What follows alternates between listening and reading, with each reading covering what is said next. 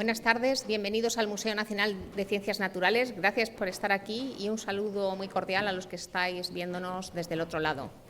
Ya sabéis que el Museo Nacional de Ciencias Naturales está de cumpleaños, nada menos que 250 años, y precisamente para celebrarlo contamos con dos magníficas exposiciones. Una de ellas nos relata lo que ha supuesto este viaje de 250 años y la otra conmemora una de las investigaciones más interesantes en las que numerosos grupos de investigación del museo se han visto involucrados en el Ártico. Os invitamos desde aquí a que vengáis a disfrutarlas. Precisamente para hablarnos de este viaje de 250 años tenemos entre nosotros a Javier Sánchez Almazán, que es historiador de la ciencia, entre otras muchas cosas, y como tal ha sido estudioso durante mucho tiempo y gracias a los magníficos documentos que se custodian en el archivo del Museo Nacional de Ciencias Naturales de la figura de Franco Dávila, que fue el primer director del Gabinete de Historia Natural. Precisamente como historiador de la ciencia publicó junto con Miguel Villena, Jesús Muñoz Fernández y Francisco Yagüe Sánchez El Gabinete Perdido, Pedro Franco Dávila y la Historia Natural del Siglo de las Luces. También ha coordinado una obra que se titula Pedro Franco Dávila, 1711-1786, de Guayaquil a la Royal Society, la época y la obra de un ilustrado criollo. Más recientemente tuvimos también una exposición en la que él tuvo una participación muy activa que conmemoraba los 250 años del Real Gabinete de Historia Natural y vamos calentando motores para la fecha de este año. Y con motivo de esta exposición salió un catálogo magnífico que él coordinó, que se llamaba Una colección, un criollo erudito y un rey, un gabinete para una monarquía ilustrada. Además, Javier es conservador de invertebrados no insectos aquí en el museo y tiene una obra que se titula Los ejemplares tipo de la colección de poliquetos del Museo Nacional de Ciencias Naturales. Y como curiosidad deciros que además es autor creativo, tiene varios libros de narrativa y de novelas y no me voy a resistir a nombrarlos. En 2013 publicó El viejo, el búho y el niño de la cometa y otros relatos. En 2016, Beduino en la ciudad, cuyo protagonista trabajaba aquí en el Museo Nacional de Ciencias Naturales. En el 2020, La posada fuera del tiempo y otras historias. Y en el 21, que yo no sé cómo le da tiempo a hacer tantas cosas, publicó Costa de Espantos. Precisamente los protagonistas de Costa de Espantos son un filólogo y un conservador investigador de un museo. Si tenéis un rato para pasar bueno con historias de ficción y ver cómo trabaja un conservador, no os la perdáis. Ya no quiero contaros más cosas porque Javier viene a contarnos muchas cosas de estos 250 años. Gracias.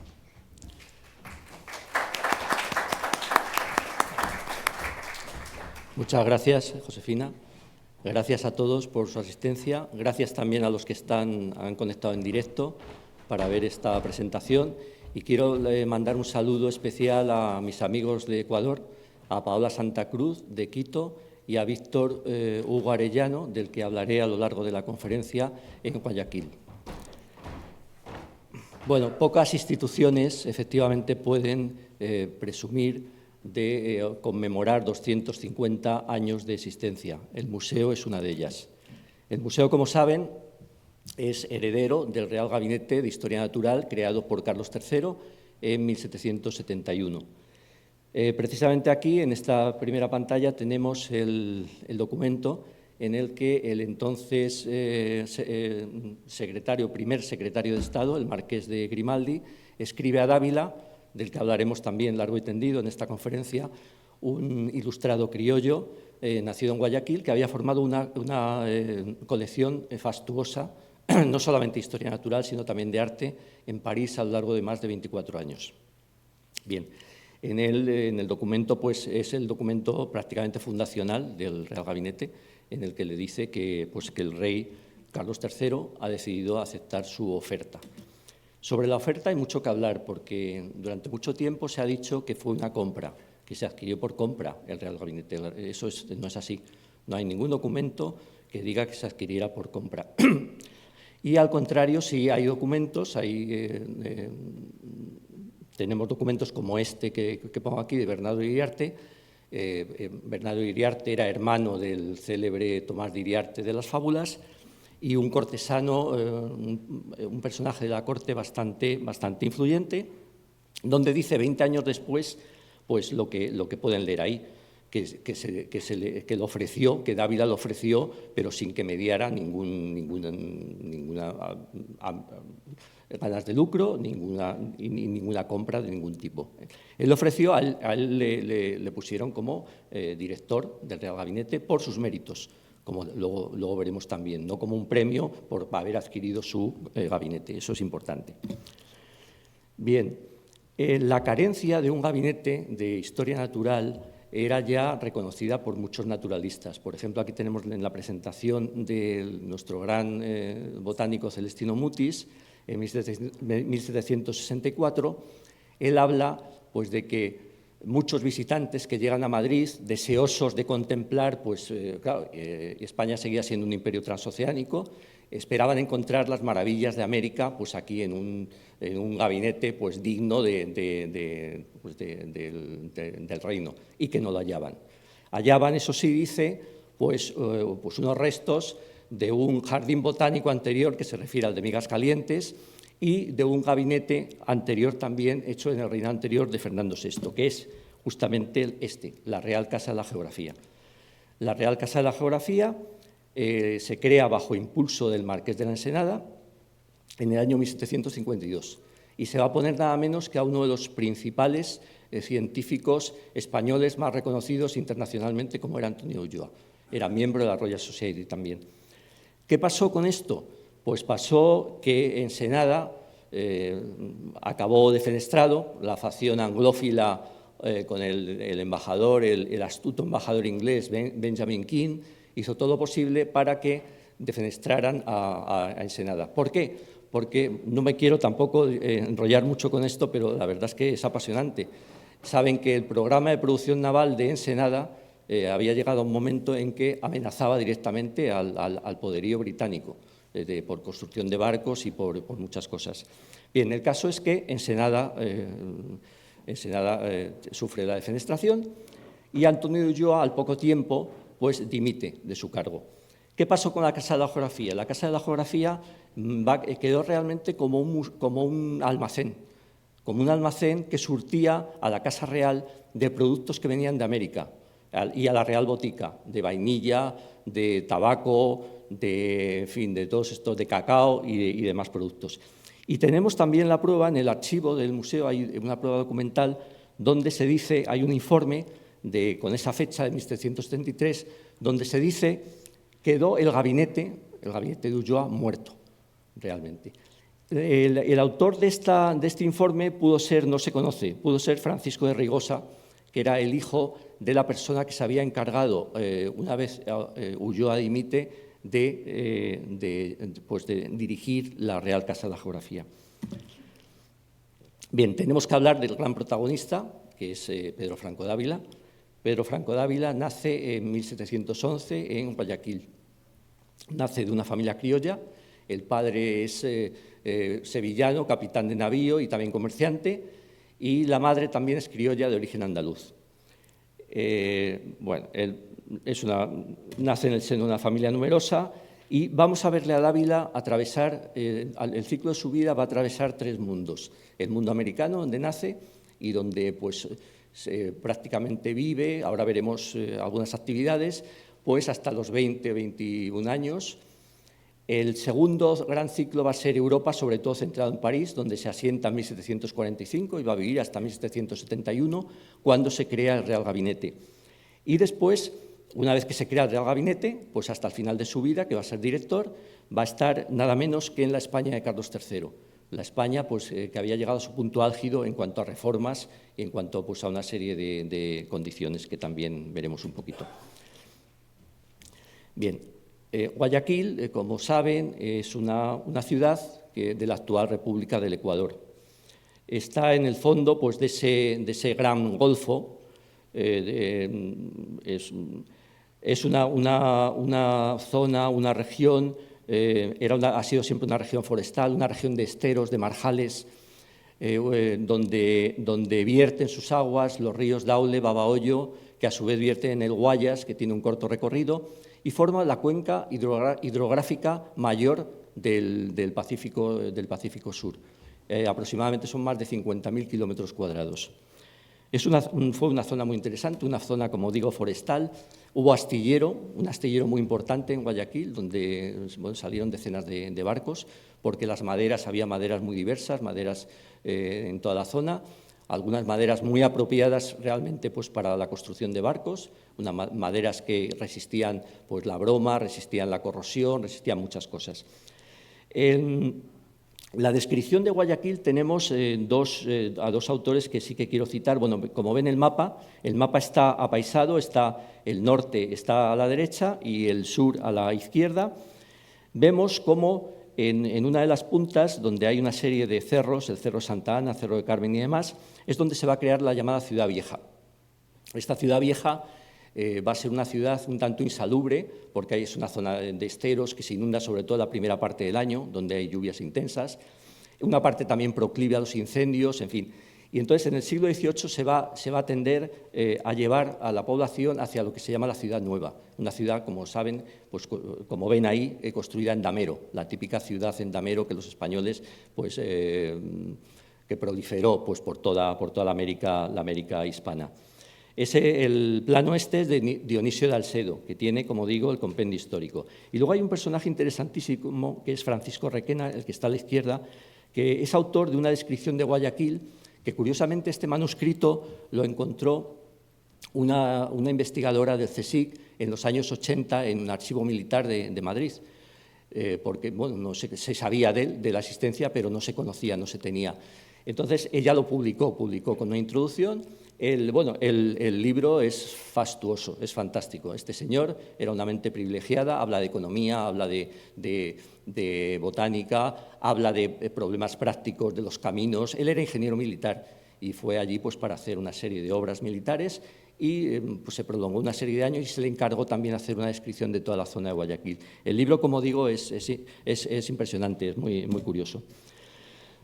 Bien, aquí tenemos dos estampas de la célebre expedición de Malaspina, que son de la zona, son de la que está en la parte del ángulo superior izquierdo, es una de las fragatas que fueron en la expedición de Malaspina, y en el fondo vemos un pico que sobresale, que es el Chimborazo, que es la montaña más alta y el volcán más alto de Ecuador. Y abajo vemos un poco lo que decía, está vista esta zona desde el Cerro de Santa Ana. Entonces ahora veremos la ciudad moderna, para que vean el contraste.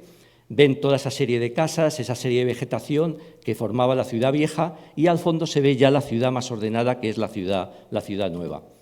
Bien, y este es el Guayaquil de hace 4 años cuando visité Ecuador, donde he visto también desde el Cerro de Santa Ana.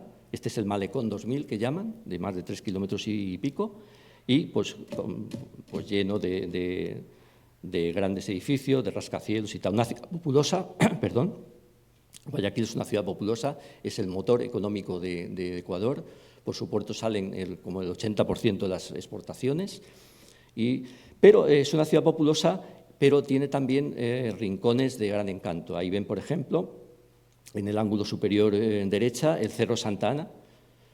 Abajo tienen la Torre Morisca, que está en el Malecón, que fue construida por 2 españoles, un andaluz y un catalán. Luego ven junto a ella el Parque Seminario, que es un parque encantador, lleno de iguanas, le llaman también el Parque de las Iguanas, de iguanas terrestres, que hay hermosísimos ejemplares como el que está en la parte superior izquierda. Bueno, aquí me permitió sacar este selfie que hice porque en el segundo día de mi visita a Guayaquil busqué la calle Franco Dávila, precisamente, que pues, de las pocas huellas que hay. Ahí está la calle, el nombre de la calle, que está un poco apartado hacia el sur del centro. Y luego está este busto, que este busto fue un regalo de nuestro museo, en los años 80, fue llevado allí por Ángeles Calatayud, de la que ya hablaré, Emiliano Aguirre, que ha fallecido, como saben, hace 2 semanas. Y este busto, lo pude ver, estaba en el Malecón, estaba en una zona, en unos jardines tropicales preciosos, pero los jardines estaban cerrados por obras.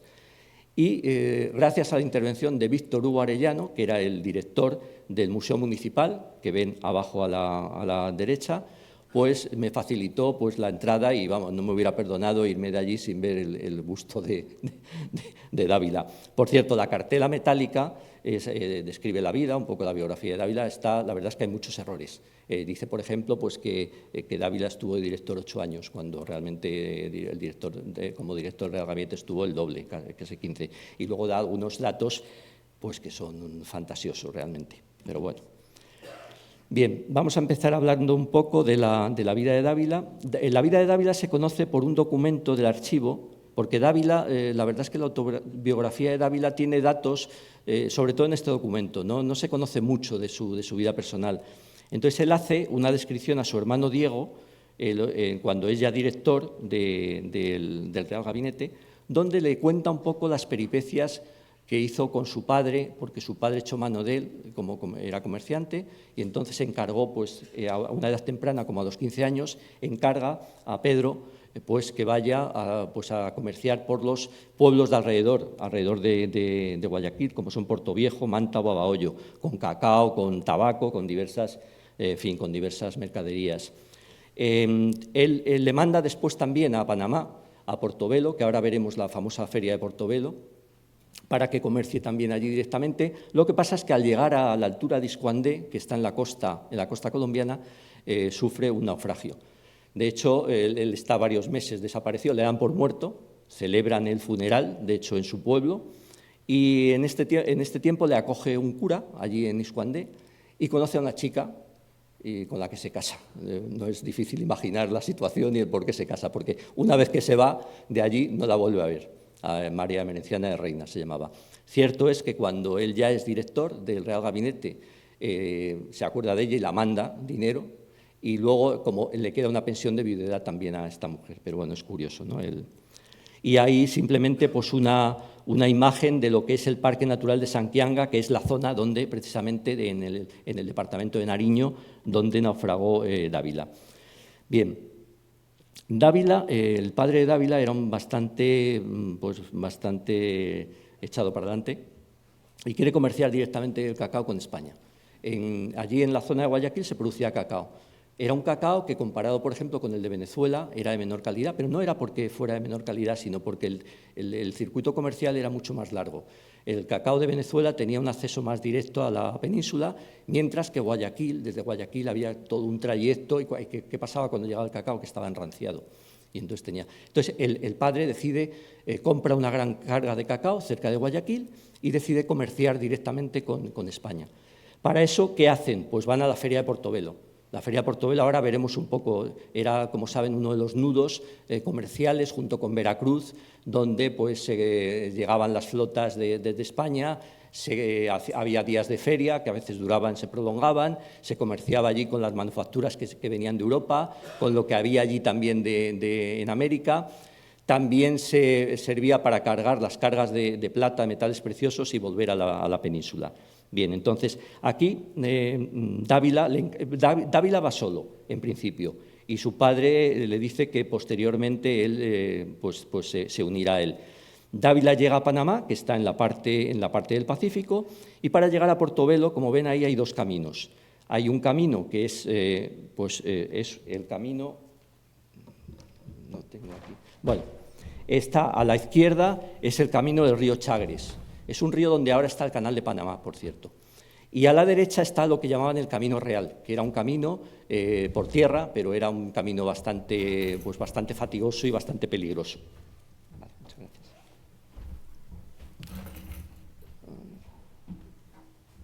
Este es el río Chagres y por aquí está el Camino Real que iba a Portobelo, que está ya en la parte atlántica del istmo de Panamá.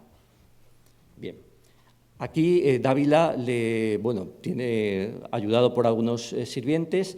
Claro, la operación era llegar a la parte del Pacífico, del Istmo de Panamá, descargar los barcos completamente, remontar hasta el lado atlántico y volver a cargar otra vez los barcos para volver a España.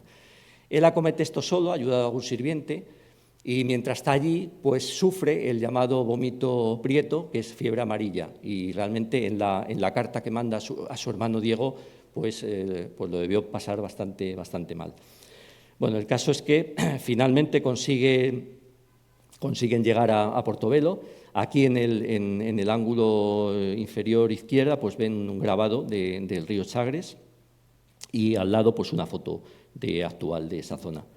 Y aquí pues otra foto de esta zona magnífica, con una cita de Antonio Ulloa. Antonio Ulloa, en la expedición de la Condamine, pues irá por esta zona y también por Guayaquil, y entonces él deja reflejado, con ese castellano magnífico, tan florido de esta gente, deja reflejado un poco la descripción de esa zona, ¿no? Con esas palabras que a mí me fascinan.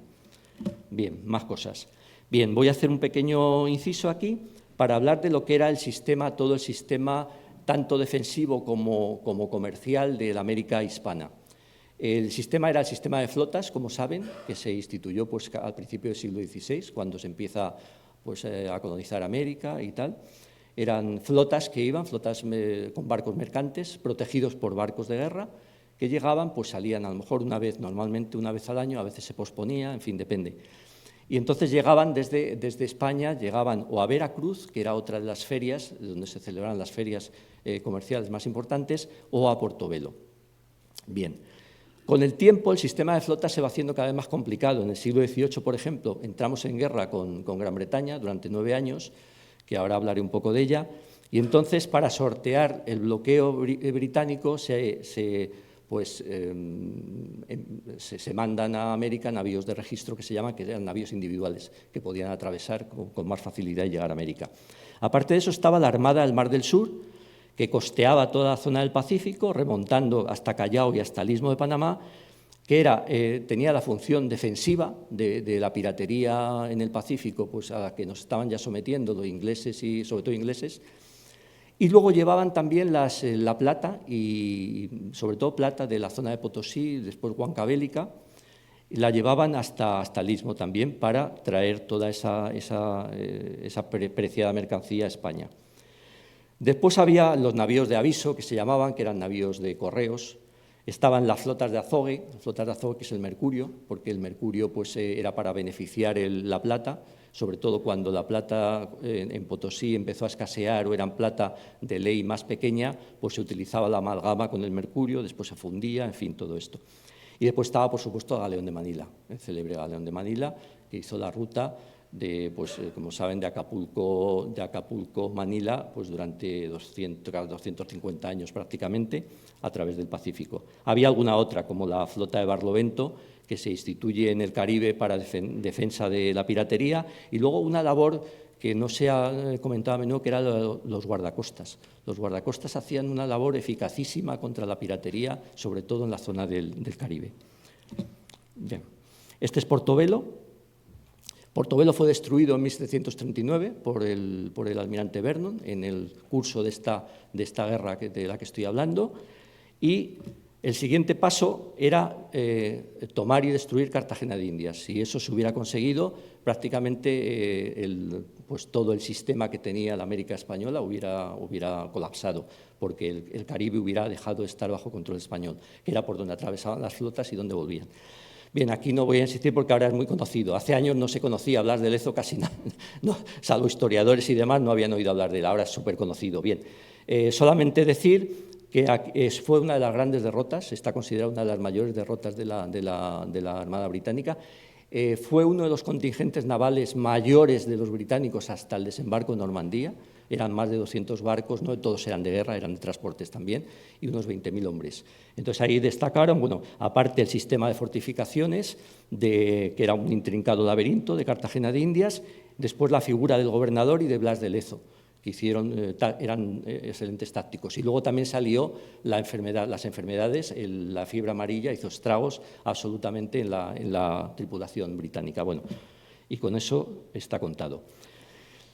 El primer ciclo de la vida de Dávila está, entonces, lo hemos contado. El segundo va a ser el mundo europeo. Primero en España. Viaja con su padre, como hemos dicho. En principio saben que en Sevilla estuvo la casa de contratación desde el siglo XVI, pero después en el siglo XVIII, a principios ya del XVIII, Cádiz sustituye en toda la centralización del comercio y de la migración a América, lo sustituye Cádiz. Los consulados extranjeros de comercio estaban allí. El padre era de Utrera, llegan a su tierra, en fin, comercian con todo lo que tenían que comerciar, con las ganancias que obtienen, van a intentar después regresar otra vez a América. Efectivamente cogen un barco, un navío ya de registro, y van hasta el istmo de Panamá, hasta la zona un poco más arriba, más al norte, pero no pueden pasar al Pacífico, porque, en fin, por circunstancias y tal, no les dejan pasar, tienen que volverse a España. Después, en España va a morir el padre. Una vez que fallece el padre, Dávila va a intentar volver a América. Otra vez cruza el Atlántico, pero esta vez estamos en guerra con los ingleses y es capturado y es retenido en Jamaica durante 7 meses. Posteriormente es liberado y ya le vemos que vuelve a España y después de una serie de peripecias va a fijar su residencia en París en 1745. Y allí en París va a vivir hasta 1771, que cuando se crea el Real Gabinete y le nombran director del mismo. Bien, aquí es un poco un resumen que ahora veremos, desarrollaremos. En París va a reunir una de las colecciones más notables reunidas por un particular en aquella época. Y ahora veremos que son palabras mayores porque había bastantes gabinetes en París, que era además el centro de la Ilustración. Va a tener relación con el mundo científico, con grandes personajes, que ahora veremos algunos de ellos. Va a escribir un catálogo y publicar un catálogo sistemático y razonado en 1767 en 3 tomos, donde describe sus colecciones, también con el intento de subastar, porque como buen coleccionista que era, coleccionista compulsivo, pues se había arruinado. Entonces, a esas alturas, pues también intentó subastar parte de sus colecciones, también hablaremos de ello. Y luego va a ser miembro, que esto se olvida, porque de Dávila se dice que era coleccionista, era tal, vale, sí, era coleccionista, pero fue miembro de algunas de las más importantes sociedades científicas de la época, que luego veremos. Bien, él vive en la calle Richelieu, en el número 32, junto a la fuente. La fuente es moderna, la fuente es es una fuente espectacular dedicada a Molière, y la casa, la fachada, es efectivamente de hace unos cuantos años que la visité, es la donde vivió Dávila, donde tuvo su gabinete. Surge una cuestión. Dávila hizo indudablemente, para conseguir reunir esa colección, tuvo que hacer una fortuna notable. ¿De dónde consiguió Dávila esa fortuna? Bueno, evidentemente hay primero la herencia de su padre. En la herencia, en su testamento, como él había sido el hijo que le había acompañado en sus misiones comerciales y demás, pues le va a dejar heredero, va a mejorar lo que le correspondería, y además él se va a apropiar realmente pues prácticamente de sus hermanos, de la herencia de sus hermanos, que eran 8 hermanos. Después, ya el último tramo de su vida, cuando sea ya director del Real Gabinete, aquejado un poco de mala conciencia, él va a mandar ayudas a sus hermanos y tal, pero bueno, eso es una vía, la herencia paterna es una vía. Pudo comerciar también con tejidos, porque él mismo dice en el documento de la carta a su hermano Diego, él habla también de que su padre le mandó a Flandes a comerciar con encajes. Bueno, yo he puesto ahí, no se dice la ciudad ni el sitio. He puesto la ciudad de Brujas, una vista de la ciudad de Brujas, porque es una maravilla. Pudo comerciar también con artículos de comercio de Indias. Y pudo también dedicarse a compraventa de antigüedades, pero esto es especulación, porque no lo sabemos. Él era un experto en antigüedades, como veremos, y en curiosidades del arte, como se llamaba. Pero bueno, el caso es que hizo una gran fortuna.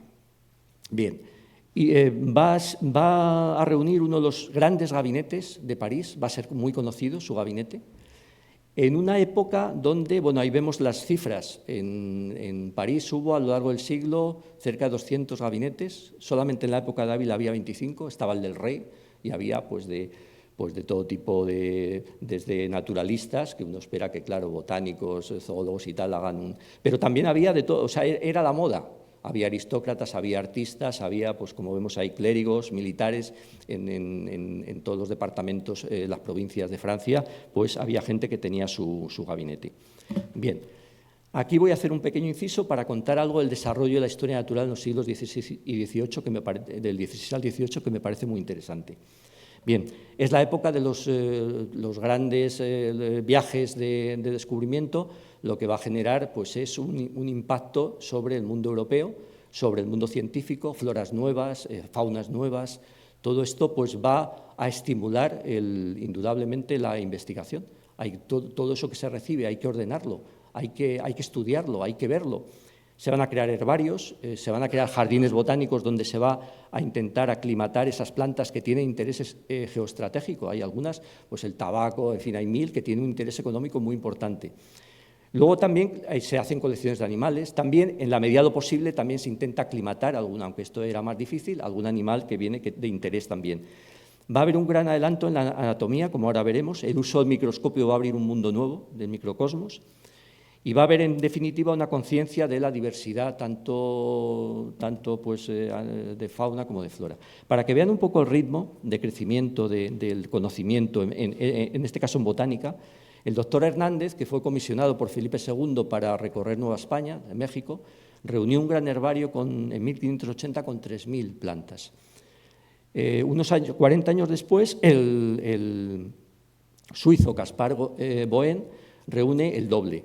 Y posteriormente, otros 60 años después, John Ray, que fue además el primero que definió la especie biológica, reúne nada menos que 18.000. En zoología, bueno, he seleccionado unas cuantas porque había toda una pléyade, pero bueno, muy conocido es la obra de Bellon, de Gessner, de Aldrovandi. En anatomía se hacen las disecciones, he puesto este como símbolo, este holandés, Jan Swammerdam, que era un auténtico virtuoso, que él emprendió el estudio de los insectos y hacía disecciones absolutamente maravillosas de los insectos, con lo cual atrajo el interés que posteriormente habría por este mundo. Resultaba pues, que las disecciones que él hacía, los insectos, animales que parecían tan simples, resulta que eran complicadísimos, era una anatomía, con lo cual todo suscitó una reflexión, suscitó un interés hacia esto y, en fin, y fue también muy importante. Y luego el uso del microscopio. El uso del microscopio, pues he elegido a los dos pioneros, el holandés Leeuwenhoek y el Robert Hooke, que eran dos auténticos. Bueno, ahí ven un poco pues, los artilugios que utilizaba Leeuwenhoek, muy simples, pero él era un gran pulidor de lentes, con lo cual él conseguía, por ejemplo, fue el primero que observó los espermatozoides, glóbulos rojos, etc. Y de Robert Hooke, pues qué vamos a decir, su obra Micrografía fue un hito realmente, él era un manitas y además un gran dibujante, y ahí vemos pues, el clásico grabado de la pulga. Bueno, se van a crear todo esto que va a suscitar. Van a suscitar pues, los gabinetes de curiosidades y luego posteriormente los del siglo XVIII, que es a lo que voy. Los gabinetes van a tener múltiples funciones. Va a tener el gabinete lo que hace es atraer un poco esa diversidad a gente que no puede viajar, te la acerca y se crea también un panorama de representación de esa realidad. También es un espacio, por supuesto, para el conocimiento, para intercambio con eruditos, con naturalistas. Todo eso se inserta en la red de la nueva ciencia que se está creando, que se ha creado ya por toda Europa. Y luego, bueno, pues va a tener influencia, por supuesto, en la representación pictórica. O sea, los pintores no van a pintar igual una vez que tienen a la mano, recordemos a Durero, por ejemplo, que tienen a la mano en los gabinetes, o Rembrandt también, pues que tienen esos especímenes a la vista y que saben cómo son. Bien, y más cosas.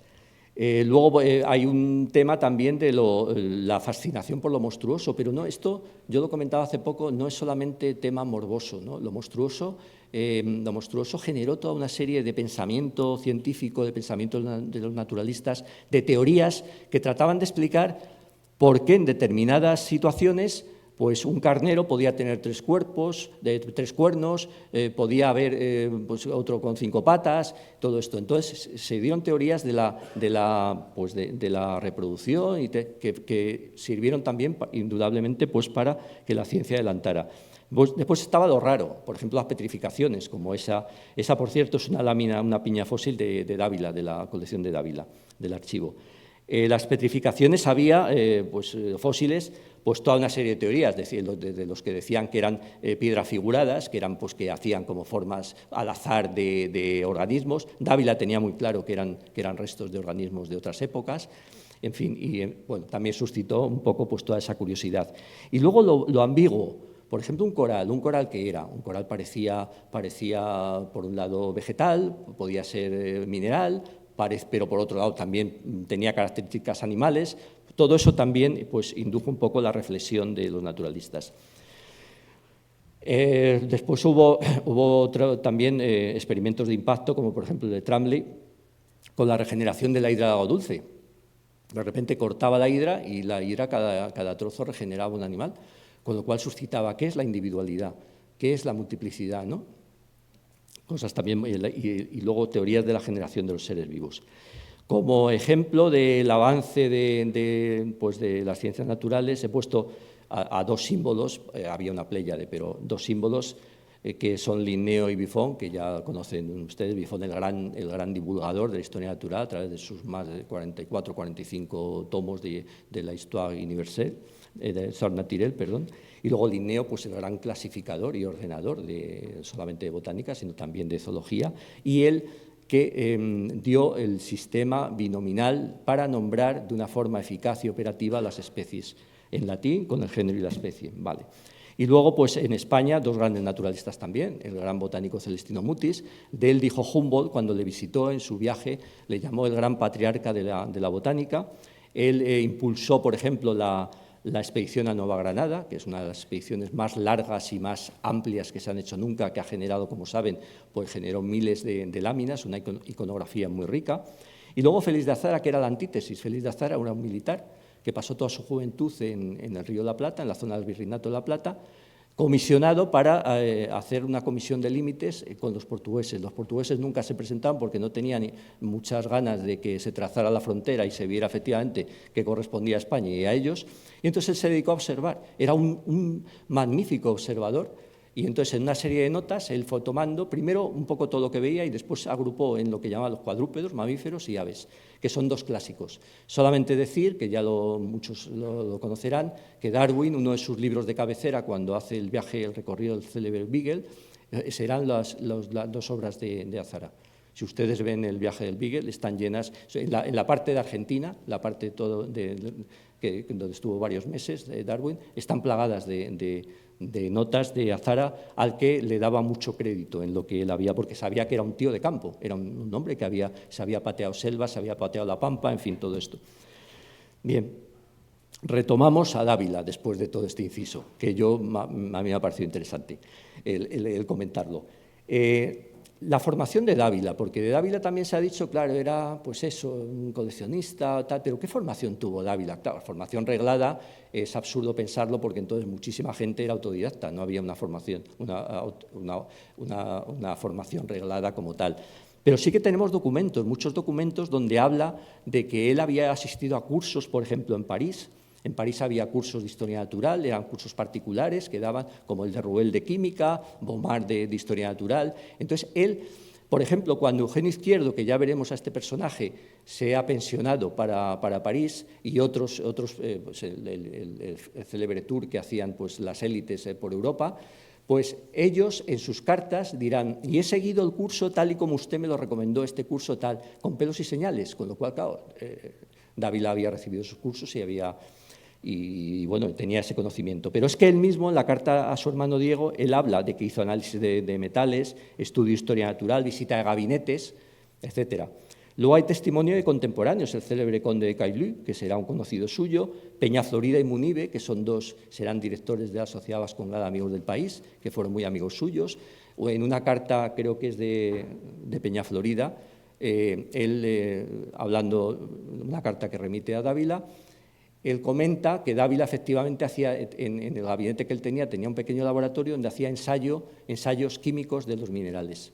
Él, por ejemplo, utilizaba el microscopio habitualmente, cosa que no todos los naturalistas en la época lo usaban, porque algunos pensaban que era un artefacto interpuesto en la observación y no lo valoraban como tal, en fin. Y luego también hay un documento muy interesante que cuando estuvimos investigando para el libro Gabinete Perdido, está en el archivo Campomanes, una carta muy larga a Campomanes, donde Dávila le cuenta, bueno, está un poco desesperado porque está arruinado, entonces quiere que la corona española, pues a ver si puede comprar su colección, y entonces habla pues, a Campomanes, uno de los personajes más influyentes de la época, y le cuenta que él conoce pues todo, pues, habla de un montón de gabinetes y de grandes gabinetes de toda Europa, sobre todo de Centro Europa y de Francia, que él conoce. Habla de un diario de viaje que no se ha encontrado, sería una mina, porque él anotaba cosas, él bajaba del carruaje, cogía minerales, en fin, todo esto. Y todo esto lo dice en esta carta, que es muy interesante. Bien, vamos a ver un poco rápidamente algunos de los personajes con los que, a los que Dávila le unió una gran amistad. Por ejemplo, Michel Adanson. Michel Adanson, botánico, describió el baobab, de hecho el género baobab es Adansonia. Y él por ejemplo, en el libro de Dávila, en el catálogo, en una advertencia que hay, es el que dice que probablemente sea el gabinete más completo formado por un particular, eso lo dice. Adanson era bastante alérgico a los coleccionistas también, hay que decirlo, y sin embargo alaba el gabinete de Dávila. Bien, más Bernard de Gissier, de la dinastía de los botánicos de Gissier, también tuvo relación con él. Daubenton, que fue pues, la mano derecha en varios tomos de Buffon, era un anatomista muy hábil, y entonces también comenta de Dávila. Romeu de Lisle fue un colaborador en el catálogo. Romeu de Lisle es pionero de la cristalografía. Pero en la época en la que se escribe el catálogo, él había tenido poco contacto con la historia natural, porque él era militar, había estado en la India, en fin, había sido capturado por los ingleses, no me quiero enrollarme demasiado, y solo 2 años antes había empezado a tener inquietudes por la historia natural. Entonces, realmente, Romeu de Lisle lo que hace es formarse con Dávila con las estupendas colecciones de mineralogía que Dávila tenía. De hecho, en sus libros, que están en la biblioteca, hay varios libros, ensayo, cristalografía, varios, están plagados de notas donde se remite a ejemplares de Dávila, en fin, hace alusión a Dávila. Más cosas. Darganville, por ejemplo, era un gran conquiliólogo, malacólogo, entonces habla también con bastante admiración de las colecciones de Dávila. Jean-André Delis era meteorólogo, pasa por ser el primero que utilizó el término de geología para referirse pues, a la ciencia de la Tierra. Hay una carta en el archivo donde le manda una serie de, creo que eran esponjas, no sé si había también corales, a Dávila. Entonces se ve un poco también la relación que tiene con él. Este era uno de los grandes admiradores de Dávila, Iñás, el barón de Bord, que fue el director del gabinete imperial de Teresa de Austria en Viena. Él en sus obras lo cita constantemente a Dávila, y luego que tiene una pinta un poco de marciano en ese grabado que aparece es el doctor Ribeiro Sánchez, que es un portugués, era un judío portugués exiliado que vivió en Rusia, fue pionero del estudio de las enfermedades venéreas, también estudio de antropología, fue amigo de Voltaire y fue colaborador de la enciclopedia. Hay un documento en el archivo, una carta que él le manda cuando ya Dávila es director del Real Gabinete, donde le pide unos libros, que le consiga unos libros, y donde debajo le da una receta, una tintura para los sabañones que Dávila en los fríos inviernos de Madrid pues padecía bastante. Bien, Dávila había intentado, a lo largo de su estancia en París, ofrecer su colección a la corona, porque él estaba viendo pues, que se estaba arruinando y un coleccionista pues, lo primero que quiere es mantener íntegra su colección, ¿no? Entonces, son interesantes, nosotros los llamamos los precatálogos, claro, en relación con el catálogo de 1767, que es el amplio. Son listados, al principio son listados, el primero es un listado pequeñito de 18 páginas, pero son interesantes, están en el archivo también, se pueden consultar y se pueden estudiar, pero son interesantes porque, fíjense, que del catálogo del 53 al 54 ha pasado un año y tiene nada menos que 4.000 plantas que no había descrito en el primero. Quiere decirse que el ritmo coleccionista de este hombre es desaforado, es una cosa tremenda. Entonces, para ver el ritmo de crecimiento de la colección es interesante. Y luego, bueno, los 2 primeros se los ofrece a Fernando VI, pero se los ofrece en la situación política, la situación inestable del país no hacía proclive pues, a que fueran demasiado sensibles a recibir un gabinete de estas características. Y luego en 1760 ya pues, es cuando Carlos III viene a España realmente desde Nápoles, con lo cual tampoco era una situación como muy estable, todavía no se había sentado lo suficiente la corte como para recibirlo. Y entonces él hace su gran catálogo en 1767. Bien, Gabinete de Dávila. Gabinete de Dávila, era conocido sobre todo por su gran colección mineralógica, también por la colección malacológica, también por los fósiles y sobre todo por los corales, que entonces se llamaban poliparios. Luego él coleccionó no solamente objetos de historia natural, sino también obras de arte. Este es un primer recuento que yo hice para el libro, probablemente era un mínimo, pues ahí ven un poco objetos etnológicos, colecciones arqueológicas, como por ejemplo esta estatuilla esa estatuilla de Isis, pues hay, no sé si 2 o 3 o quizás 4 en el arqueológico que proceden de Dávila, por ejemplo. Estampas, pinturas. Tenía también una gran biblioteca. Contabilizamos unos 1.200 volúmenes de más de 400 títulos, sobre todo historia natural, pero tenía de todo, mucho de ciencia, de química, también de literatura, en fin. Y luego los bezoares. Los bezoares, como saben, eran pues, como cálculos que se formaban en rumiantes, en determinados organismos, que eran muy apreciados. Los bezoares fueron apreciados desde la Edad Media porque se consideraban antiveneno, en fin. Y los bezoares eran signo de que la persona que los poseía pues era una persona muy pudiente, porque eran muy caros. Y él tenía, no recuerdo ahora la cantidad, pero tenía una colección de bezoares bastante larga. Estos 2 bezoares, bueno, ahora alguno está en una exposición, pero están en el despacho del director, engastado en plata, en fin, que se pueden ver. Bien, el catálogo sistemático y razonado, voy a hablar un poquito. Voy a hablar un poco de él. Bueno, él lo publica en París en 3 volúmenes, son aproximadamente 1.800 páginas, y a pesar de que él describe sus colecciones, como saben, los catálogos estos era muy habitual que los coleccionistas hicieran catálogos. Él lo llama sistemático y razonado. Y lo llama sistemático y razonado porque él, a pesar de que también estaba destinado un poco a la subasta para que vieran lo que él poseía, él también quiere hacer un tratado de historia natural. Y de hecho yo cuando traduje la parte pues, que nos tocaba a nosotros, que era de la colección de invertebrados, corales, decápodos y demás, realmente te fijas y dices, bueno, es que este señor despliega una erudición asombrosa y además ahora diré algunos de los argumentos por los que puede ser considerado un tratado de historia natural. Bien, la subasta fue entre diciembre del 67 y 68, hemos estudiado en uno de los ejemplares que están aquí en la biblioteca, aparecen las hojas adjuntas donde se ven los días de subasta y son sobre todo objetos de arte, y libros, estampas y todo eso. De historia natural ahí no hay nada. ¿Por qué? Hipótesis, pues porque él pensaría que desprendiéndose de objetos de arte y tal, podía recuperar parte del dinero y conservarlo de historia natural, que todavía confiaba en que la corona española lo adquiriese algún día, como efectivamente sucedió. Bien, en el catálogo, en la parte de, como digo, de corales, de decápodos, de equinodermos y de tal, él nombra a los principales autores de la época. Él no tenía tiempo, él no tuvo tiempo, él hizo una serie de láminas que incorpora en su libro y otras que no las incorpora, porque él tenía una urgencia por sacar ese catálogo y por empezar una subasta.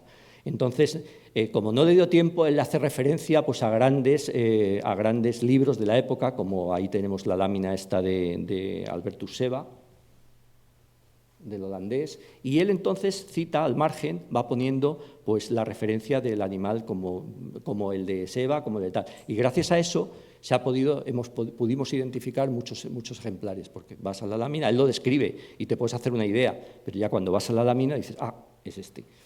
Y bueno, eran los principales de la época y algunos más, los principales que habían estudiado, pues cada uno su tema. Bien, el catálogo de Dávila es un tratado de historia natural, pues las definiciones que hace de los organismos son muy precisas, tanto en el de esponjas, cuando habla de equinodermos, por ejemplo. De equinodermos es curioso porque en equinodermos él lo llama zoófitos, ¿no? Pero considera que todos son un grupo, tanto, pues, por ejemplo, erizos de mar como estrellas de mar, que forman un grupo, cuando no era evidente en la época esto ahora es evidente, con el esqueleto dérmico, etcétera, etcétera. Entonces no era tan evidente y él los agrupa, efectivamente. Y luego otra cosa que a mí me sorprendió muchísimo, en la clasificación que hace de poliparios, de corales, o sea, la clasificación, el ordenamiento que él hace de sus piezas, lo vas viendo y equivalen a familias taxonómicas. O sea, él no salta de una a otra, pues recuerdo, acropóridos, pocilopóridos, y ves, y dices, pues son familias que actualmente tienen validez taxonómica, lo cual habla de su conocimiento, ¿no?, realmente.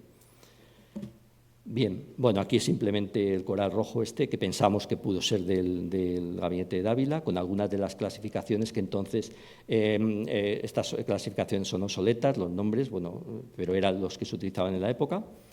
Y aquí algunos ejemplares pues, para que disfruten ustedes de la belleza de algunos corales. Algunos pueden ser del gabinete de Dávila, pero si no hay una definición muy precisa, o sea, una descripción muy precisa, no se puede decir. Pero lo que sí que son todos estos, hay más de 300, son del Real Gabinete, eso seguro. Y estos sí, estos los identificamos por la descripción que daba Dávila, se podían identificar. Uno era el que llamaba, que tenía forma de perrito, que es el que tiene a la izquierda, que es pues un fungíporo. Él lo describía, él daba las medidas en las medidas de la época francesas, y él habla de que la colonia, o sea, el coral creció efectivamente sobre un sustrato con ese piquito que hace como forma de morrete del perro, y después, claro, la colonia tuvo un repliegue en su crecimiento, y él decía que era como un perrito cuando se pone con el culillo en pompi, ¿no? O sea, en alto, ¿no? Y todo eso realmente decías, es esta. Y la otra todavía más, porque además de la descripción y además de las medidas que daba, él decía que había sido arrancado de un ancla de un navío de las Indias Orientales. Abajo hay una placa de hierro oxidado. O sea que... Bien, las repercusiones del catálogo de Dávila, pues las repercusiones fueron en obras científicas de la época, pues en todos estos autores. Romeu de Lisle, que he dicho que se formó con Dávila, que fue uno de los precursores de la cristalografía, tiene varias obras y remite constantemente a Dávila. Pero es que más modernamente, tenemos a Lamarck, los libros de Lamarck, que como saben era botánico en un principio y después, tras la Revolución Francesa, le hicieron dedicarse a la zoología. Pues él describe y además va citando pues los ejemplares de Dávila, ejemplares de Seba, con lo cual hay toda una cadena que nos ha servido también para identificar ejemplares a partir de todo esto, porque claro, los nombres varían, pero a través de esa cadena hemos podido identificar ejemplares.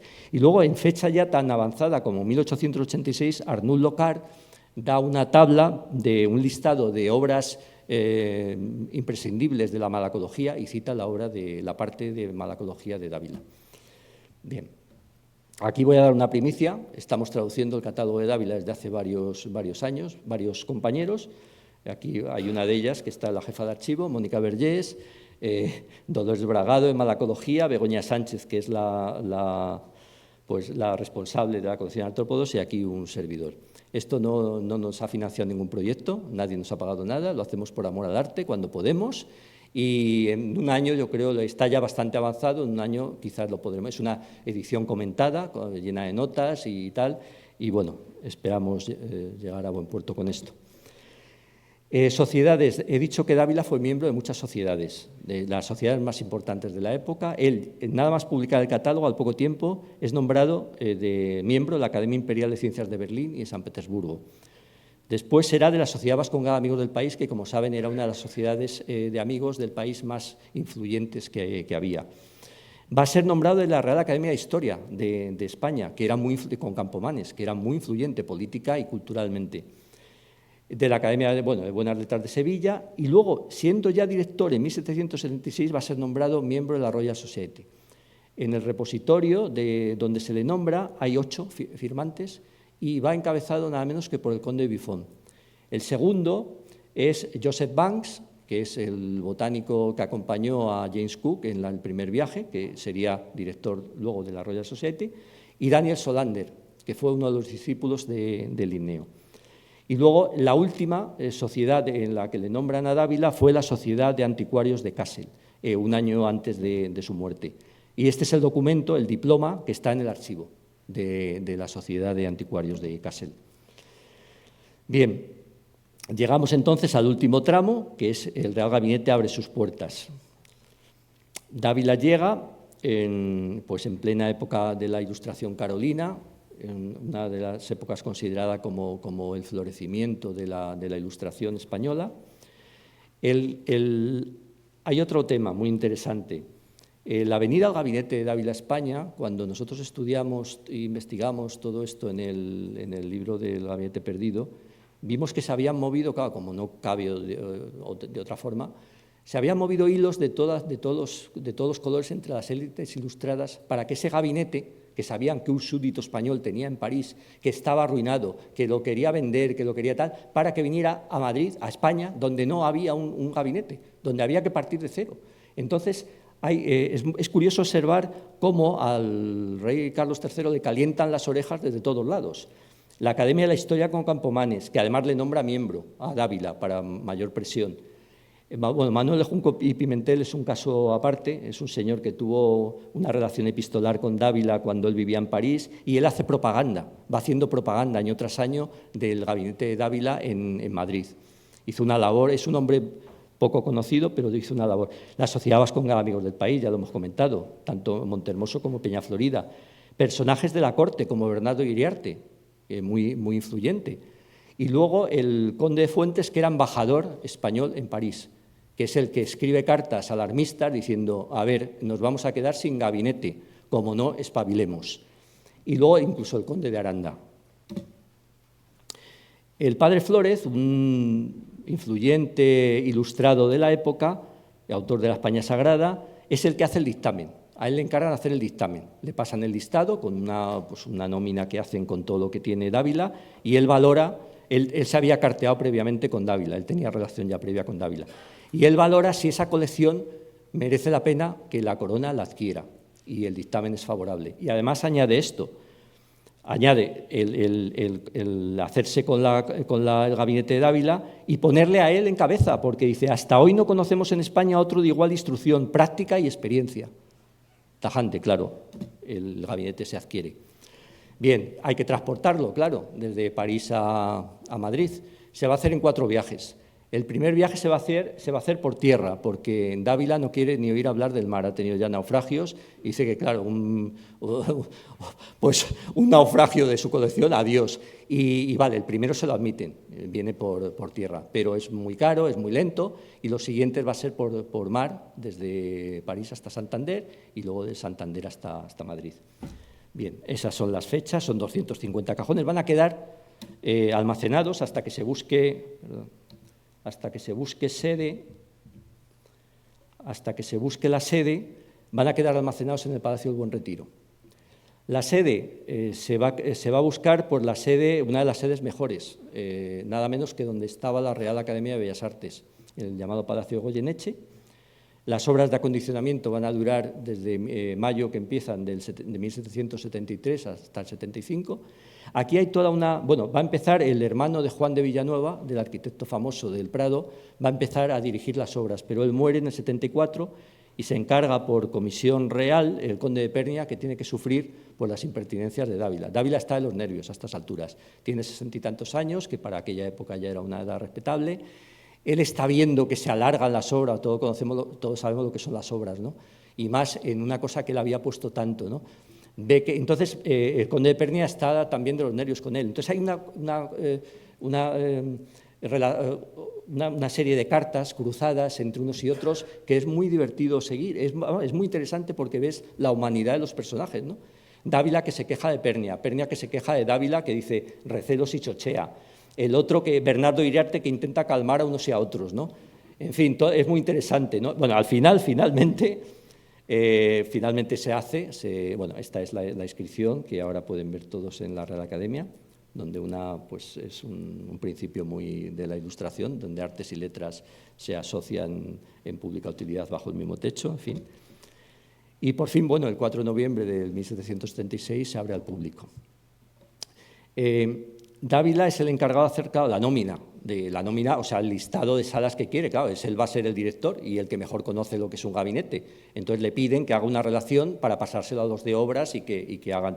Ahí está el plano que es de la Real Academia de Bellas Artes, y a la izquierda tienen el documento del listado o nómina con todas las salas que él quiere.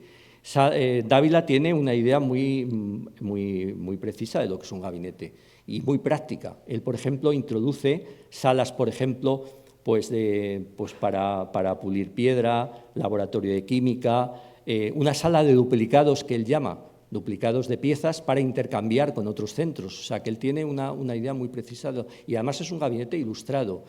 Ya no es la Cámara de Maravillas que había antes, donde era un totum revolutum, que era muy atractivo, pero claro, hay partes pues, de producciones marinas, de aves, de cuadrúpedos y tal, ¿no?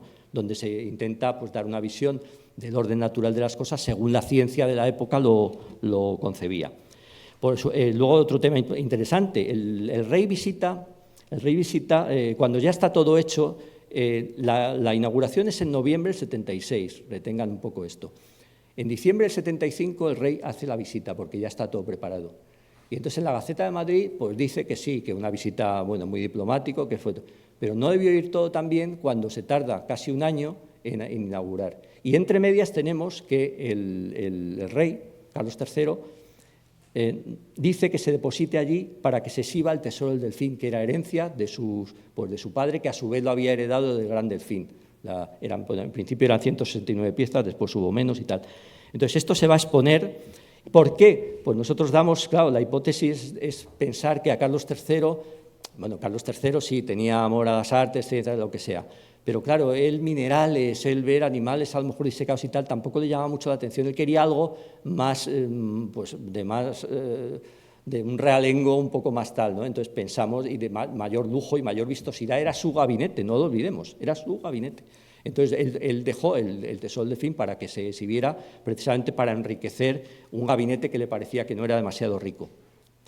Bien, entonces, bueno, el 4 de noviembre del 76 se inaugura, se dota de personal, el director, por supuesto, va a ser Dávila, el vicedirector va a ser Eugenio Izquierdo, del que ahora hablaremos, que no va a ejercer como tal, y luego va a haber una figura fundamental, que es el canario José Clavijo y Fajardo, que va a ser el formador de índices bibliotecario, como una especie de secretario, pero va a ser la mano derecha realmente de Dávila, y cuando Dávila muera va a ser el alma del Real Gabinete, va a ser realmente el director.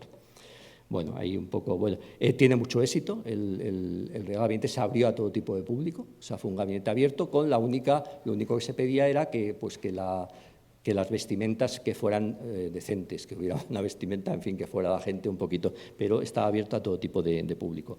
Se abrió en principio 3 días, después fueron 2 días a la semana. Bueno, hay todo un reglamento que apareció sobre esto y, como digo, fue muy popular. Aquí tenemos a la mano derecha de Dávila, José Clavijo y Fajardo.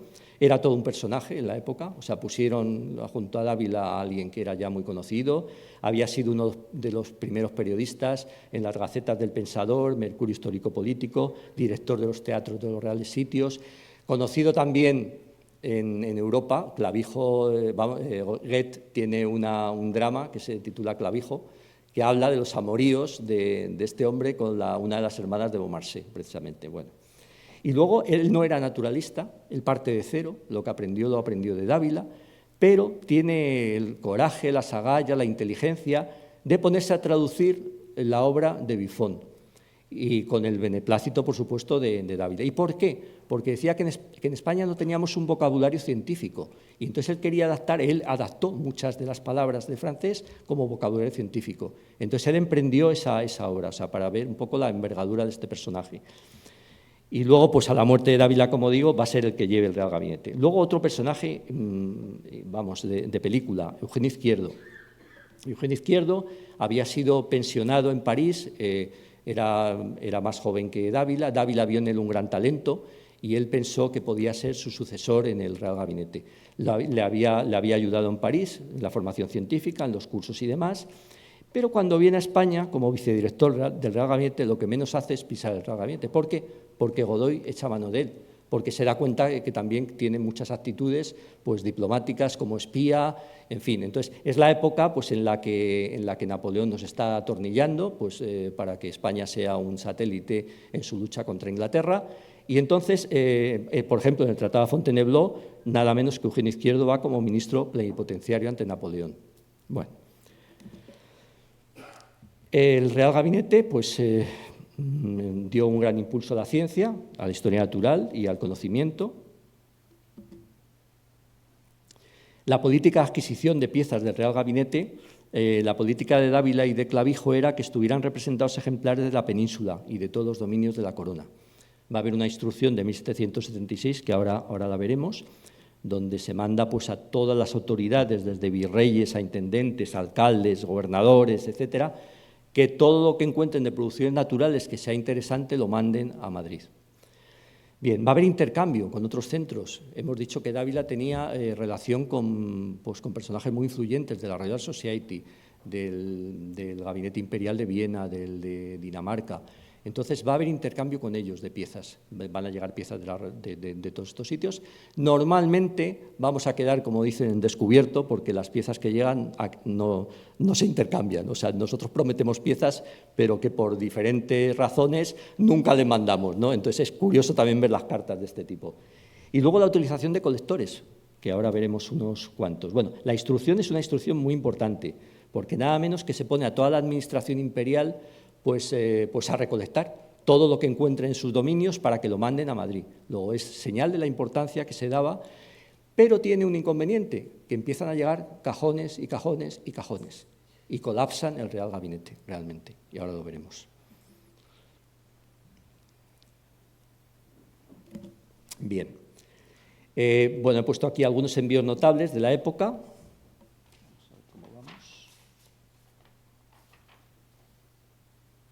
No vamos mal de todo el tiempo. Bueno, como saben, el elefante asiático, que le regalan a uno de ellos, que le regalaron a Carlos III, que lo pueden ver en la sala de exposiciones que evoca el Real Gabinete. Es toda una aventura, lo de este elefante es toda una aventura. Llegó a Cádiz en 42 días, lo trajeron a Madrid, había con 2 sirvientes malabares que lo cuidaban, 2 cuidadores, con todo un reglamento, se hizo todo un reglamento para que viajaran, porque llegó en julio, para que viajaran a horas que el animal no sufriera, no hiciera mucho calor, bueno, todo un reglamento increíble. Y cuando murió, simplemente pues el rey mandó que se hiciera, como verán en la sala esta que digo de exposiciones, el esqueleto por un lado y la piel montada por otro. Está el oso hormiguero también, que vivió poquito, que también causó sensación, y mandó el rey que se hiciera un retrato. El retrato se hizo en el taller de Mengs. Y no voy a hablar de la polémica de que alguien dijo que un posible Goya tal, pero bueno, pero esto reavivó mucho, esa polémica reavivó mucho el valor del cuadro, en fin. Y bueno, se hizo, era una hembra de oso hormiguero gigante, espectacular. Como colectores, pues hubo muchos. Hay uno muy interesante en el que me voy a detener después, que es Cristóbal Vilella, un pintor mallorquín. Luego Boules, que estuvo en la Casa de la Geografía, el párroco de Montoro, Javier Molina, que es el que trajo el azufre de Conil. Cristóbal Vilella, un pintor muy interesante. Estos cuadros están en la Real Academia de Bellas Artes, en los pasillos. Y cuando hicimos, Cristina y yo, pues hace 5 años, la exposición, nos dejaron, ¿verdad?, para la exposición uno de ellos. No recuerdo ahora cuál, si era el gavilán atacando a la langosta de mar, pero bueno, espectacular. Este señor, nada menos que compitió con Goya por una plaza en la Real Academia de Bellas Artes. Cristóbal Vilella, aparte de pintor, tuvo relación durante 20 años con el Real Gabinete. Mandó todo tipo de producciones marinas, de peces, de decápodos, que encontraba, con unas notas historiográficas, me parece que lo llamaba, donde pues daba el nombre en mallorquín, el nombre en castellano, donde hablaba de las costumbres de los pescadores, lo que le habían contado. O sea, eran notas pues realmente casi de ecología, de tal. Y mandó hizo muchos envíos hasta que Clavijo se hartó. Clavijo, que tenía mucha personalidad, en un momento dado, cuando ya ha muerto Dávila, dice, para, que ya has mandado, no sé cómo dijo, una expresión de las suyas, y ya no mandes más. Y entonces ya se pierde la pista ya el pobre Vilella. Bueno, aquí el montaje de pez, que está también de un pargo, que está también en la exposición esta que les he comentado, que bueno, habría que restaurar un poquito porque las vísceras y tal de cera están un poco descolgadas, pero bueno, es también un ejemplar único. El azufre de Conil, traído en 1792 desde Conil, desde Cádiz, por Javier Molina, también toda una epopeya, en un carro de bueyes con estopa para proteger las piezas. Es un azufre de cristalizado que podrán ver en la exposición de geología, y ejemplares magníficos. Y luego el primer meteorito que cae en 1773, de Villanueva de Sigena, o Sigena, tiene varios nombres, de una zona de Aragón, creo que es.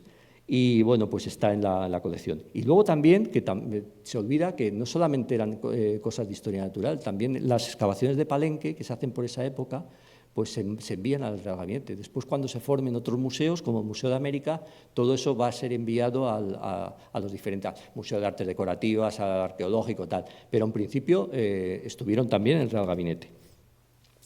Bien, la colección de Antonio Parra, un portugués afincado en Cuba, donde va a mandar ya, en vida de Dávila, se cartea con Dávila y le dice, y Dávila le pide, pues efectivamente, bueno, Antonio Parra es una celebridad en Cuba, es uno de los naturalistas allí que lo adoran, y entonces le pide que mande ejemplares de su colección. Ya Dávila eso no lo va a ver, porque cuando empieza a mandar ejemplares, Dávila habrá muerto y lo recibe Clavijo. Es conocido sobre todo por peces, pero aparte de peces hay, en la colección que yo llevo como responsable, hay 13 esponjas de Parra, que se caracterizan por esas peanas de madera tipo rococó, con adheridos de corales y de tal, y algunas están un poco frágiles, pero bueno, están ahí.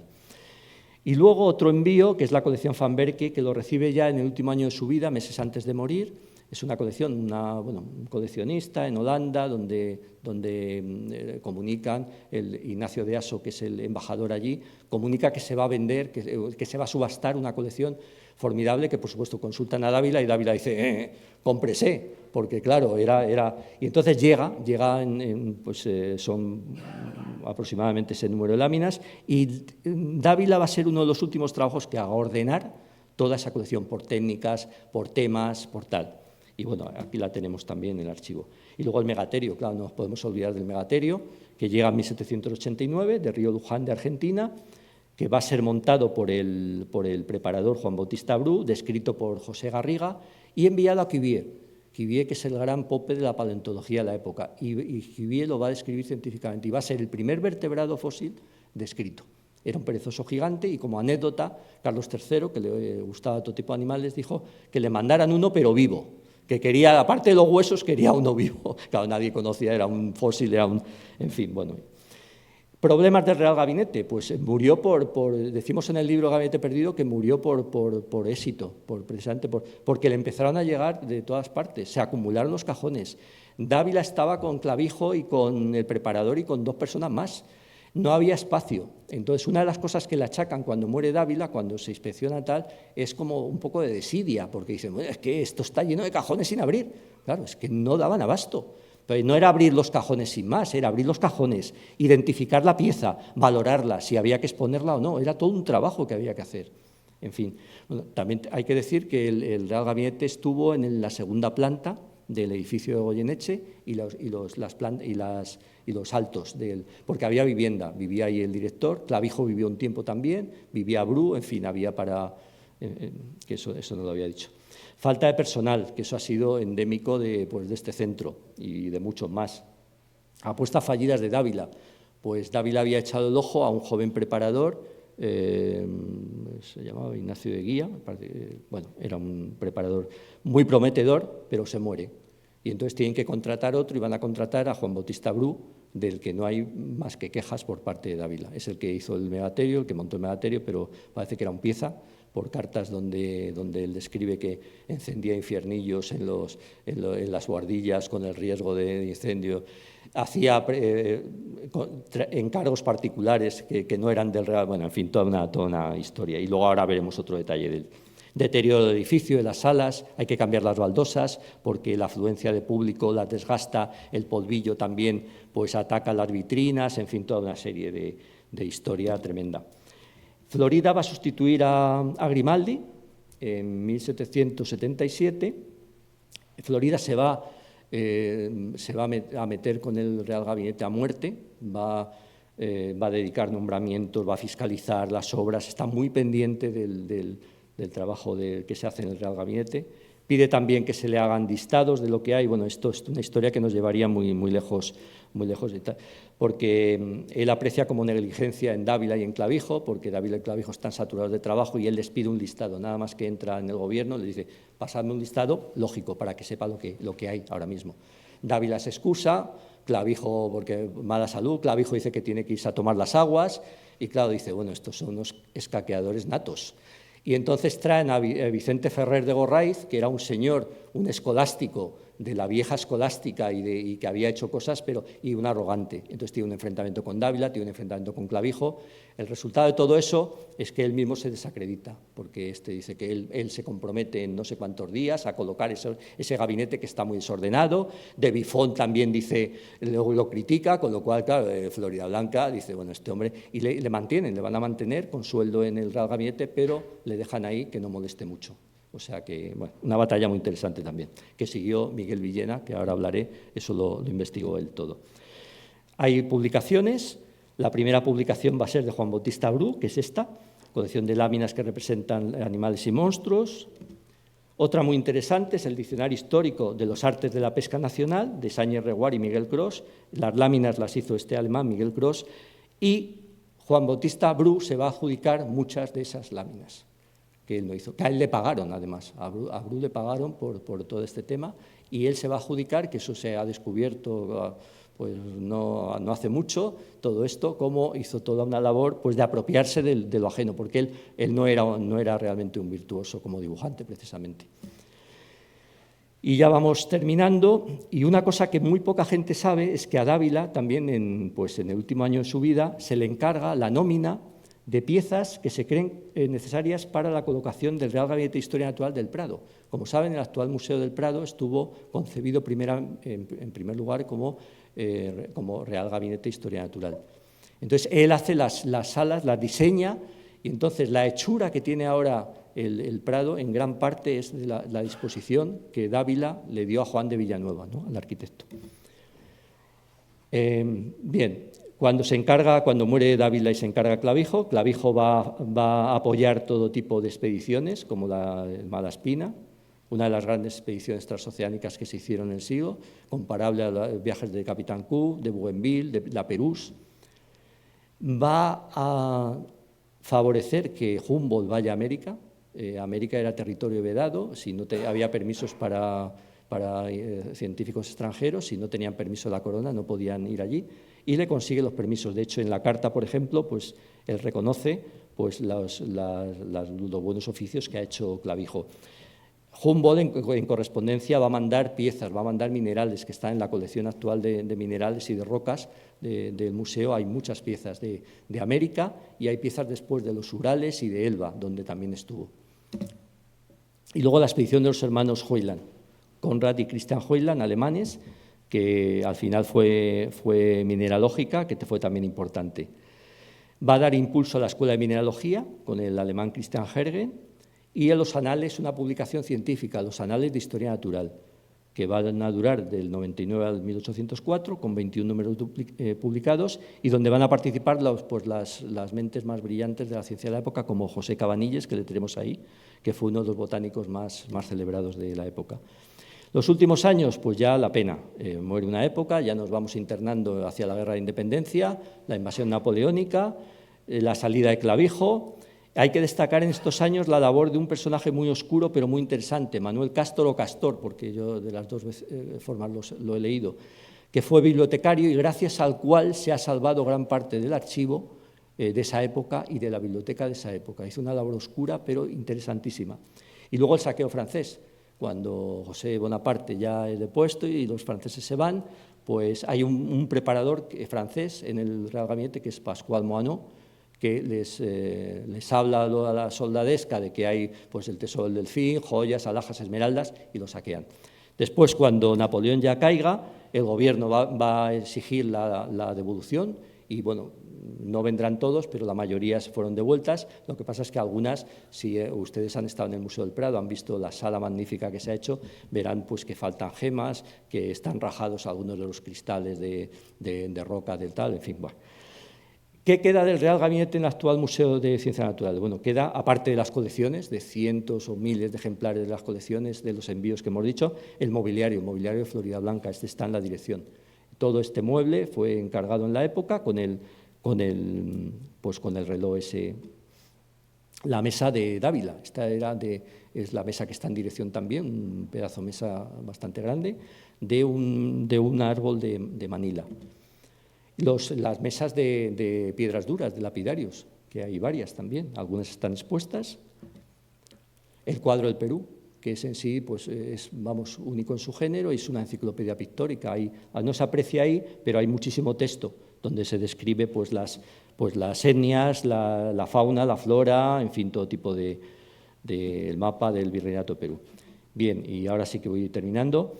Evocando el Real Gabinete, bueno, pues algunas exposiciones, como la que ha comentado Josefina al principio, que tuve el honor de trabajar con Cristina Cánovas, recreamos, era el 240 aniversario de la apertura al público, Y realmente ahí volcamos toda la historia del Real Gabinete. Por eso en esta, que se ha hecho este año, se ha volcado más en el plan científico, para ver que el museo pues, es un centro dinámico, no solo vive de historia y de patrimonio, ¿no? Y bueno, se hizo ese catálogo. Y luego, pues la que está ahora es la del cilindro, la exposición que evoca el Real Gabinete, pues que están piezas emblemáticas, hay piezas emblemáticas allí, pues yo les invito a que lo visiten. Rescate del pasado. La figura de Dávila ha sido prácticamente, no diré que ignorada, pero ha pasado como un coleccionista compulsivo, poco más.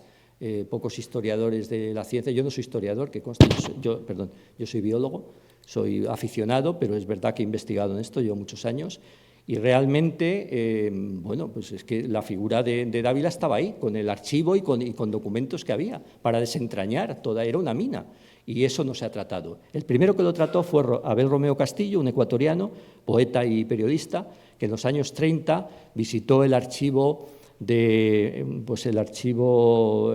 archivo que había en Alcalá de Henares, donde él extrajo información del Real Gabinete, muy valiosa. El archivo que es el archivo, ¿cómo se llama? Arzobispal, se quemó en el 39, no por la guerra, pero tuvo un incendio y desapareció.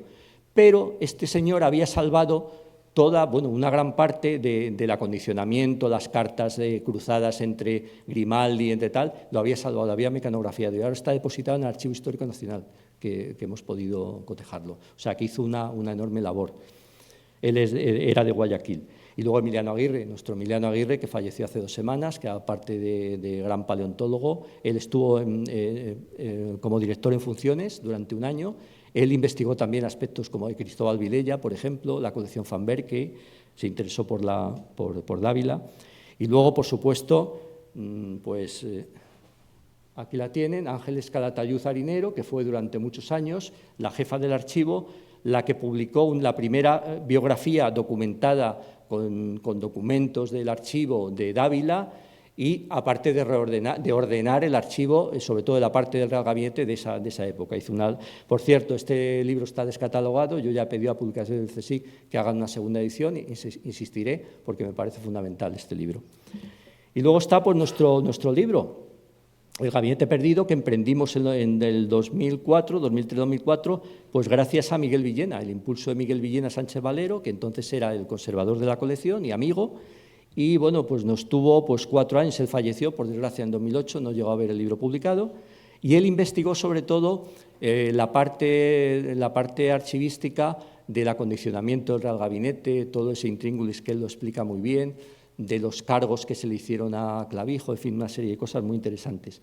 Y luego, bueno, pues estaba Jesús Muñoz, que ahora está en Albasán, estuvo como fotógrafo muchos años aquí, ahora pues ya no le tenemos, que hizo todas las espléndidas digitalizaciones que aparecen en el más de 300, en el Gabinete Perdido. Francisco Yagüe, con el que colaboré para rescatar piezas, identificar piezas de Dávila. Y bueno, pues aquí un servidor que se metió sobre todo con el aspecto científico de Dávila, la traducción también de la parte del catálogo y, en fin, y un poco eso. En el 2011, que se cumplía el 3er centenario del nacimiento de Dávila, pues sacamos otro libro, 6 personas, donde hablamos de diferentes aspectos.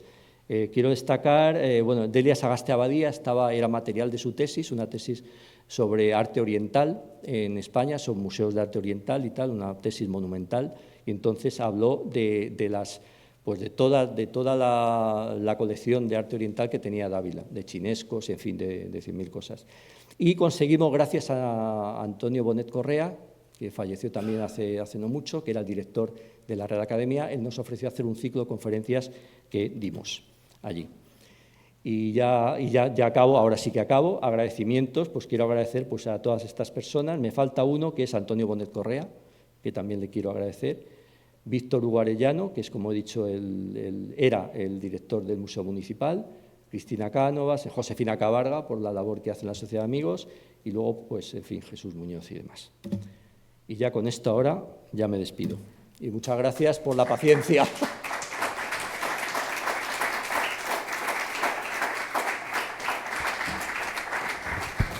Bueno, se ha alargado mucho. Era mucha información porque me interesaba Todo esto se graba y además con el PDF las imágenes ahora quedan muy nítidas y me interesaba que todo esto quedase en el archivo de la Sociedad de Amigos del Museo. Por eso habrán visto que algunas pantallas yo no suelo ponerlas tan abigarradas de información, pero me interesaba que esa documentación, aparte ya de láminas y demás, quedara ahí, y de ahí lo exhaustivo que he sido. Entonces, bueno, si tienen un par de preguntas o alguna cosa que quieran, pues que tengan curiosidad y que yo pueda resolverles, pues me pueden preguntar. ¿Alguien tiene alguna pregunta? Bueno, a mí me gustaría saber, ¿queda mucho por investigar? Pues hombre, queda mucho. También se lo transmito a nuestra archivera. ¿Queda mucho por investigar? Queda mucho. Nosotros lo que hicimos en el Gabinete Perdido, nuestra única pretensión al principio, lo que a mí me ofreció Miguel cuando me incorporé a su colección, es primero, pues él no había estudiado francés, yo sí que lo había estudiado. Entonces, traducir la parte de Dávila, que era pues de nuestras colecciones, de corales, de decápodos, que entonces llevábamos también decápodos, equinodermos y demás, traducirla y ver si podíamos identificar con la descripción que él daba piezas que había en la colección. Y él se puso a hurgar en el archivo. A partir también de datos de Ángeles Calatayud, que daba tal, empezó a sacar cosas, me decía, Javier, pero fíjate lo que dice aquí, Javier, pero fíjate. Y yo empecé a investigar la figura de Dávila como científico. Y todas las cartas donde aparecían señores, pues que los conocen los grandes especialistas, el Ribeiro Sánchez, por ejemplo, que eran muy conocidos en la época, pero no tanto ahora. Yo le decía, es que cada señor que aparece aquí era una celebridad de la época. Y fíjate con quién estaba relacionado. Y claro, empezamos como a tejer esa maraña y claro, empezaban a salir cosas pues inéditas o cosas que no se habían tratado bien, ¿no? El tema, por ejemplo, del acondicionamiento del Real Gabinete, pues no se había relatado el tema, por ejemplo, del enfrentamiento con Vicente Ferrer de Gorraiz, los cargos que se le hacen a Clavijo, que Izquierdo le hace a Clavijo, todo eso no estaba. Y luego la personalidad de Dávila, claro. Emergió la personalidad de Dávila como un naturalista de gabinete. Cuidado, él no era de campo, no era de tal, pero de gabinete él se conocía, llevaba 20 y tantos años y era un conocedor. Tú ves las cartas donde él describe, identifica lo que llega, tal, y a veces es una erudición que dices, bueno, este señor no es simplemente un coleccionista compulsivo, lo era, porque todo coleccionista también es compulsivo, y se arruinó, luego era compulsivo, pero es que era mucho más que todo eso. Además están miembro de todas esas sociedades, o sea que había todo un componente ahí, y claro, empezó a engordar el libro, y claro, salieron 1.200 páginas al final, porque cortamos una parte, que ya no quisimos avanzar al siglo XIX. El Real Gabinete, por cierto, acaba en 1815, cambia el nombre por Real Museo de Ciencias Naturales, que no lo he dicho. O sea, la franja, digamos, sigue siendo el mismo, por supuesto, el mismo organismo, del que somos herederos, pero es esa franja, 1771-1815. ¿Alguna curiosidad más? Pues invito a Cristina a que os cuente que una de las piezas fantásticas que ha mostrado Javier, ella lo sabe bien, uno de los microscopios lo tenemos expuesto en la exposición de microbiología. Sí, tenemos uno de los originales de Leeuwenhoek en la exposición de arriba de microbiología explorato más allá de lo visible, y también tenemos la primera edición de Hooke. O sea que os animo a que lo veáis porque no hay muchos en el mundo y es una pieza excepcional. Muchísimas gracias. Gracias a todos.